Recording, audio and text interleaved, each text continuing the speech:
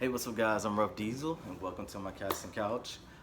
Just recently, I did a Q&A on Instagram, and about what's the hardest part of bodybuilding. And a lot of the responses I got was like, how can I eat more in the off season? How to get big and eat big, how to stay consistent, how to get more food. And basically, that was the general consistency of a lot of guys was how do I, eat more? Because at this point, everyone knows 99% of the time, if you ask a bodybuilder how to get big, they're gonna be eat big. That's literally the first response. And then when you say you're eating a lot, they're gonna say you're not eating enough. So basically, I wanted to give you guys 3 of my tips to kind of help you guys out, how to kick your off season's ass. And if you guys didn't know, I literally just spent a year in the off season before this Niagara Falls Classic. So I got some in-depth knowledge and some cool tips and tricks and just some general things I think that a lot of people don't realize they can do with an off-season plan. All right, so let's go ahead and get started with the first tip. First tip is you want to enjoy your food. You gotta like your food. You gotta make it palatable, guys. Number one, learn how to cook. I don't know if bodybuilding's your lifestyle, take a cooking class, do whatever you need to do.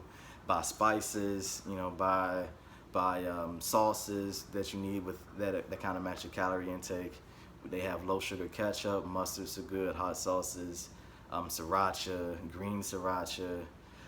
There's so many options, guys, you can kind of find if you actually explore and not just go to Walmart every time. Go to Whole Foods, Sprouts,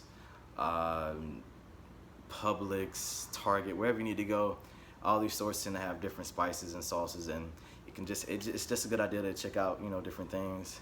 And honestly, spending an extra $5 to enjoy your food with a spice or sauce I don't think it's a big deal. To add to that, the foods you eat, guys, if you like burgers, you can find a healthy way to put that into your plan. If you like burritos, you can find a way to put that into your plan. And I've done that myself where for my last meal I do two buns and 96% lean ground beef, and I've done just fine with doing that. If you like burritos, you can actually find tortillas that kind of fit that, like the size of the tortilla, change the amount of carbs. So if you're in a lot of carbs, get a bigger tortilla. If you can't eat that much, kind of make tacos out of it, some soft shell tacos if you need to.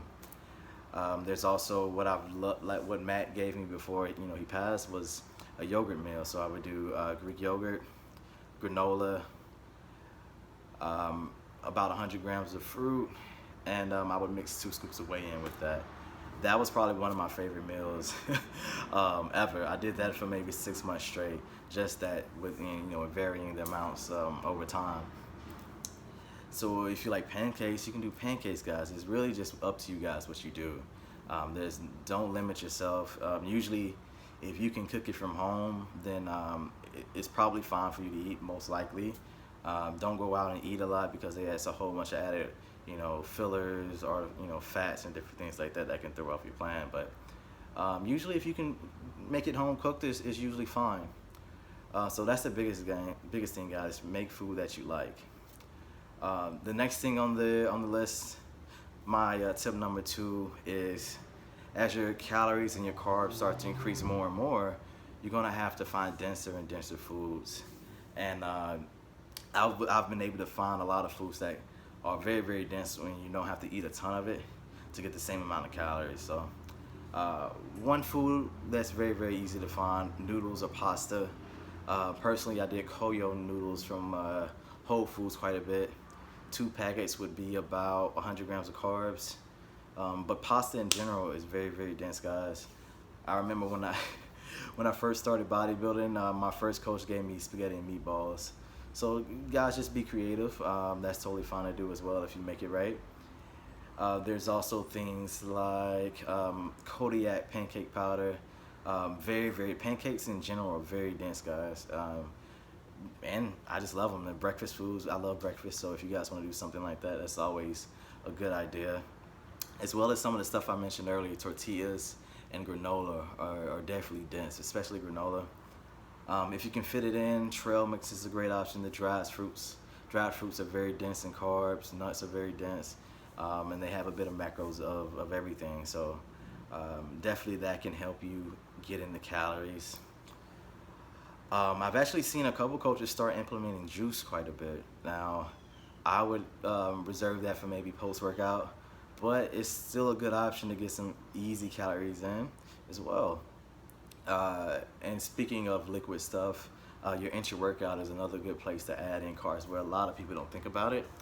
Add in a carb powder like Gatorade or HBCD, two great options. And for Gatorade powder, I wouldn't go above maybe 50 grams because a lot of people have digestive issues once they go over that. But HBCD is very well tolerated and very good way to add some extra carbs into your plan. And I think that's a great place to put carbs in general anyway.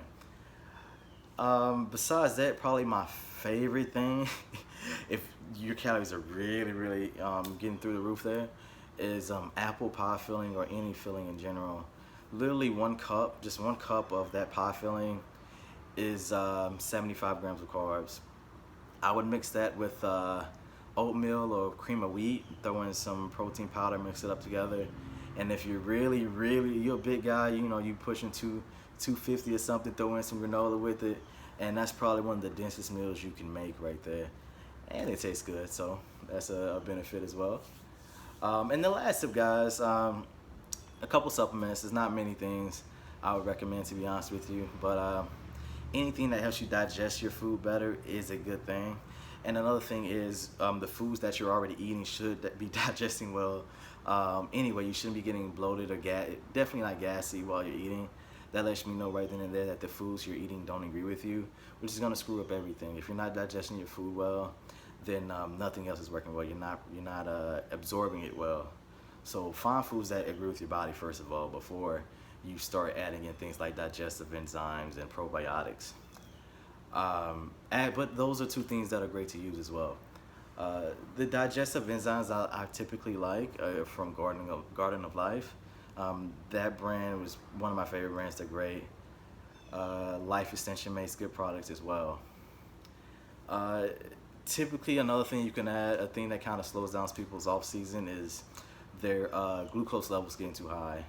Now, you can spend some time using a GDA. That's a good option, but you may need to find a period where you kind of switch up your macros, add in a bit more fats, lower the carbs a bit, and kind of run with that for a bit. And a great idea is to kind of check your glucose levels throughout that process. The only other things I would suggest maybe would be maybe MK677. I talked about that a while back, and I got some good results. But it's like a double-edged sword, guys. So it may increase your appetite, and from a lot of people it really doesn't.